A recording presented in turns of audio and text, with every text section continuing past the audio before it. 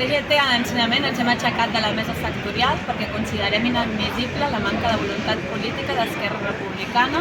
Ha vingut a la mesa per les millores o per intentar negociar les millores de les condicions laborals de les treballadores de l'educació pública sense cap ni una proposta.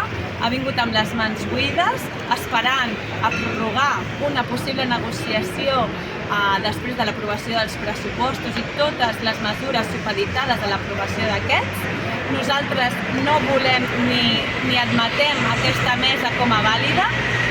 No és digna de les treballadores públiques de l'educació d'aquest país i així no volem negociar res. És més, CGT no demana cap negociació, volem fets i no paraules. Desde la CGT no aceptem el model de país que pretén Esquerra Republicana en el qual tenim els governants millor pagats de l'Estat i els professors pitjors pagats de l'Estat.